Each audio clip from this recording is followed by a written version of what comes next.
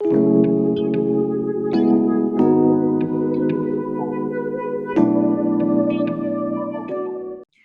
and welcome to Outlook Money's webinar Money Talk. I am Nidhi Sinha, editor Outlook Money, and with me today is Mr. Jaiprakash Toshniwal, senior equity research analyst and fund manager equity at LIC Mutual Fund Asset Management Limited. Welcome, Mr. Toshniwal. So let's introduce Mr. Toshniwal to our guests. Mr. Toshniwal comes with 10 years of rich experience in equities, with his focus areas being the BFSI, auto and auto ancillary sectors. Before his current stint at LIC Mutual Fund, he was a senior equity research analyst with the fund house. He has also been in senior roles in India First Life Insurance Company and Taurus Asset Management Company, among others. So coming to the topic of discussion today, the stock market has been on a high this year. However, recently we have seen some correction in the market, leaving some investors kind of confused.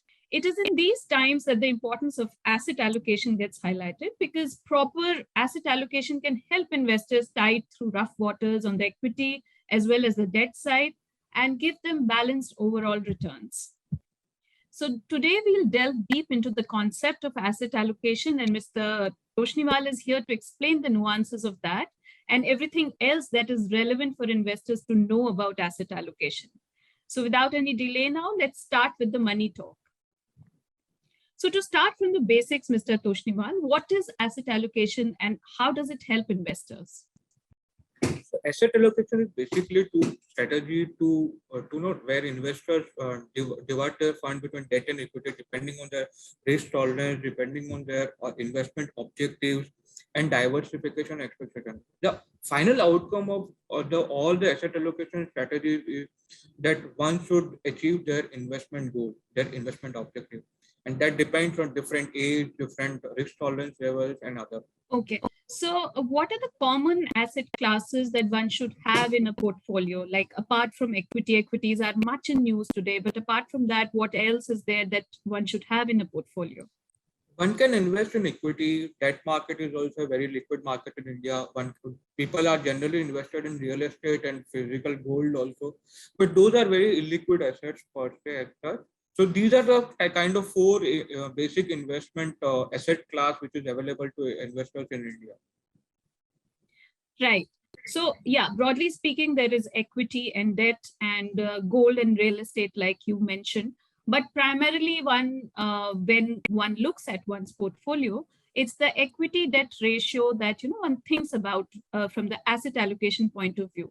So what do you think is the ideal equity debt ratio one should have in a portfolio? And you could elaborate depending on the risk profile and the age of the investors on this. It's a very debatable point. What happens is there's a very general perception that the asset allocation has to be based on the age perspective. So let's say if someone is age 30, so one should invest 70%, 100 minus 30 or 100 minus age to invest in equity and rest in debt. So in case of a person who is age of 30, general rule says that 70% to be debt and 30% equity. But in my mind, that's a very different, very one broad view of looking into it. And a person having a 30 year of age, 2%, depending on their risk tolerance, their allocation in equity and debt can be different. One also need to factor in the valuation of asset class. So if let's say if someone investing in equity, they have to also look the current, what is the current valuation, what is the current market. And similarly for debt, what is the current interest rate and offer itself. So only an age base is not a right way to look at it. One has to look at the risk perception, what is the person's risk tolerance level, and what is the asset class valuation at this current point of time. And one has to merge these two and come out with an asset allocation. So it's not a very static way of doing certain things. Absolutely. So the valuations, when the equity valuations are very high, you, of course, when it comes to the quantity of debt that you may have in a portfolio, irrespective of the age, will change. So I totally get your point, what you're trying to explain. So moving ahead, what are the different strategies that one can look at for asset allocation? So predominantly two. One is static, where we decide that, okay, at the start of the investment cycle or anyone that I want to put 70% equity or 50% equity or the fixed amount of debt in equity and fixed amount in debt. That's a very static way of doing it. At an investment time horizon, that asset class, that diversification remains the same. The other way of doing it is dynamic strategy, where one factor into person's age, person's risk tolerance level, as well as the market valuation of the asset class. Where what is the asset class valuation? And that's there are predominantly these 2 points. One may argue for one benefit versus the other benefit. Both are okay, but one investor has to decide what is his investment objective and which strategy help him to achieve that investment objective. Okay. Okay. So another thing that has become very popular these days is, a lot of mutual funds are coming up with this hybrid and balanced funds. I think most of the mutual funds have them in their portfolio, which, they say that, investors who cannot do it on their own, perhaps these funds help them kind of shift to equity when the markets are low, and, shift back to debt when the markets are high, or something like that, whatever the mechanism is for each fund, or whatever the algorithm is, the way they follow it. What is your view about balanced and hybrid funds, and how do they help in asset allocation? So hybrid or a balanced funds are a very good option or very good tool for investors who is not able to do asset allocation on an ongoing basis. Either they want a static one or an dynamic one. Both these strategies are getting merged into hybrid or balanced funds. What happens is once an investor comes into the picture and invests in these kind of funds, fund manager of these schemes decides the allocation between equity and debt, or maybe the other asset class based on their market valuation or the valuation parameter. If one is expensive, they probably shift to protect their investors' wealth, shift from a aggressive allocation to a lower allocation, or vice versa. So investors' wealth get protected. Investor doesn't have to worry about what is my allocation per se, should I move it or not move it, what is change it. All these get nullified once you invested in these kind of funds. So that's the beauty of having invested in these funds. That worry of investors, again, just to repeat, worry of investors changing allocation depending on market timing, depending on market valuation, get nutted off. Fund manager takes care of all this information, all these decisions. Okay, definitely. I mean, that's a smart move for investors who do not want to, actively look into their funds on an everyday basis or on a very regular basis. They can definitely go for balanced funds. But what about others? As in, suppose I do not want a hybrid or balanced fund and want to look at it myself. What are the kind of funds or investments I should look at? How do I go about it on my own? To go about and own, the other way of doing it is a very direct way of doing it, that you predominantly decide on what is the asset class you want to invest, what is the current trend. You need to keep a track on it about it. Let's say equity or debt, and you have to invest, keep on switching between equity to debt market. But if you invest in these kind of fund, let's say debt fund or a hybrid fund, sorry, balanced fund and hybrid fund, there you just invested for one time. You invested certain amount of money depending on certain algorithm levels, what is the equity allocation that point of time or the debt allocation that point of time, and that money gets shifted between equity and debt asset class within itself by the fund manager. You don't have to switch the fund. By the fund manager gets itself does it between their asset classes, because between their defined investment objective and investment SID, which is mentioned in their scheme information document, the investment pattern in a universe. And you don't have to worry about it. Like one have to investor have to switch from debt to equity and equity to various asset class. What happens is when an investor does it on own, he also factor into account devote time. He also factored into account the taxation part of it, that if I because these two asset class attach a very different kind of taxation level. So if he has keep switching from one asset class to other asset class, even that's a mutual fund or any other way of vehicle of investment doing it, there's a tax associated with it. Second comes to the timing. Let's say if an individual investor thinks about, okay, I'll be doing it today, but maybe because of certain time issues or process delays, it doesn't happen.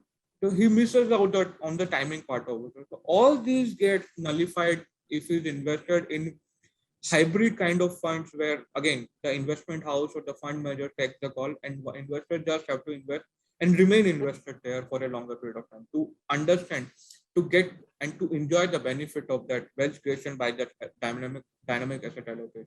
That's right, Mr. Toshniwal. Actually, the tax part is very important, which you highlighted. If you could explain it a little bit more on, how much, what kind of tax liability comes in when you switch funds from a debt fund, say, to an equity fund, but all that gets, nullified, like you said, in a balance fund. So if you could just explain a bit more to our viewers. So primarily what happens is that there is an indexation benefit in debt, but to enjoy that, you have to invest and remain invested for 3 years to earn a Right.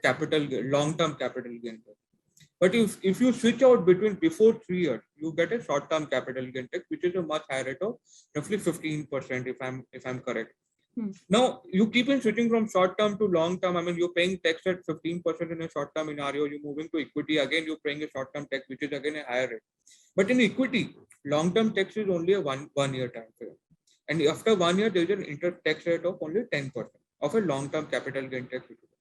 Now, if some investor comes into a hybrid fund, which are typically designed as an equity fund, where which means they attract the equity taxation part of it, which is 10% capital gain tax after 1 year, not 3 year, which is there in Yeah. that other fund. So switching between these two becomes a tax inefficient process. I mean, investor can move out. So what happens is in the process, investment return could look to be very good on a paper, but if they adjust to the taxation liability, the final return which is earned by the investor could be very low, could be very minimal. Right. That's a great advantage that investors should keep in mind while going for balance funds, because it is something that will automatically look into their asset allocation needs without the tax bite that switching on your own can cause to your portfolio. So moving ahead, Mr. Toshniwal, the markets were very high this year.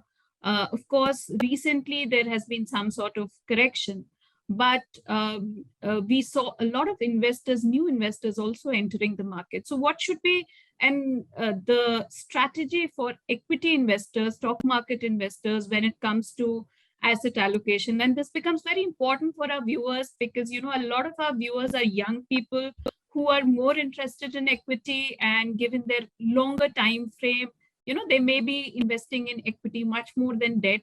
So they really would want this clarity on, while staying in equity, how much should be the balance and how they should balance, and how much of their portfolio should be in equities in this kind of market scenario, the current market scenario.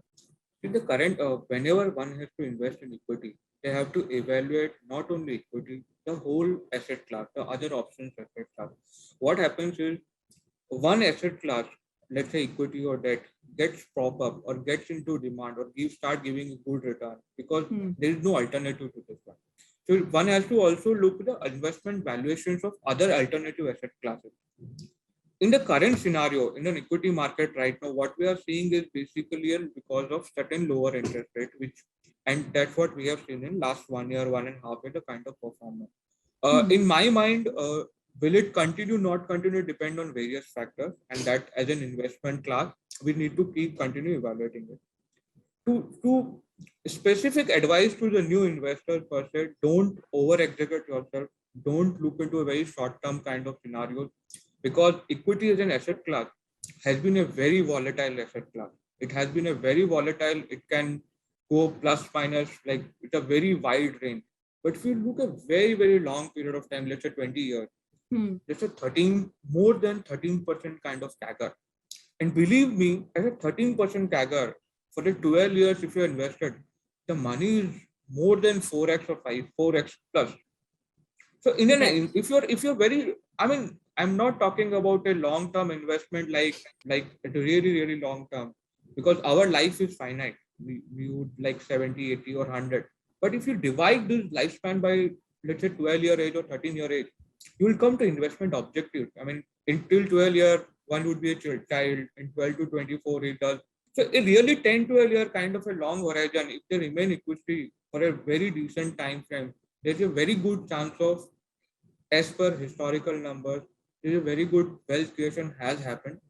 Going ahead, that all depend on economic growth, market valuation, and other factors. So and the other thing that I wanted to ask you was what kind of instruments should these investors look at to kind of balance their portfolio, especially retail investors? Uh, Retail investors has a very good, are a very various options. There are a lot of saving instruments available in the market where one can do investment depending on their investment objective. I would argue that mutual fund is also a very good, should be a very good investment objective, investment product in the whole gamut of products which is investment options available. And now why I say this thing? Because there are various options. I mean, as we discussed, there are products in the industry where one can remain invested, fund manager gets into account, and gets, and they get to get a benefit of automatic asset allocation between various asset class. There are kind of products available in the industry. There are different type of risk product also available. If someone is very risky, want to have a little higher risk, they can go into very risky product or different investment objective kind of product. One is very stable product. They can also go to very large cap kind of lower volatile product or product as well.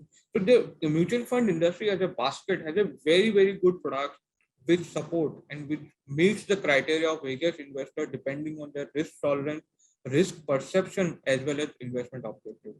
So there are, and adding to that, there are various options, traditional saving options and other options available for investors for diversification. Okay. Okay, Mr. Toshniwal, thank you for that. But to sum it up, if I may ask you that, what are the pitfalls of not going for an asset allocation and, just going with one instrument that one is convinced about? So if you could talk about that.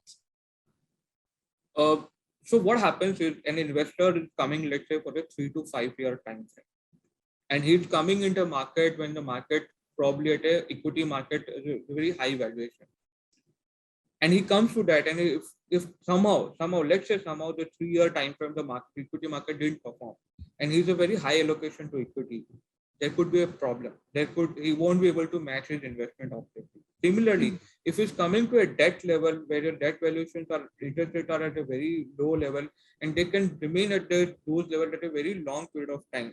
So there's a very risk of not meeting his investment objective. That's why one has to have an asset allocation between various asset class. In India right now, predominantly where liquid ones are equity and debt. One can also invest in physical real estate as well as physical gold. But to my mind, having a balance is a very important point to match to meet his investment objective, be it a 3 year goal or 5 year goal or a 10 year goal. Thank you, Mr. Toshniwal. Like Mr. Toshniwal said, balancing your portfolio is very important for wealth creation in the long term as well as in the short term.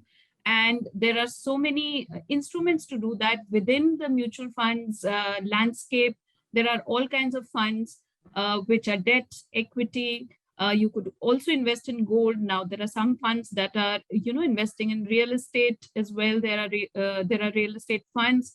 So mutual funds kind of give you a gamut of options to follow asset allocation, and which could really benefit in the long term. Thank you, Mr. Toshniwal, and thank you so much for your time. And thank you to our viewers for spending their time with us and watching this insightful episode on asset allocation with us on Money Talk. And with that, I would wrap up. Thanks a lot, Mr. Toshniwal. Thank you, ma'am. Thank you, Nidhi. Thank you, Outlook, for having me here. Thank you.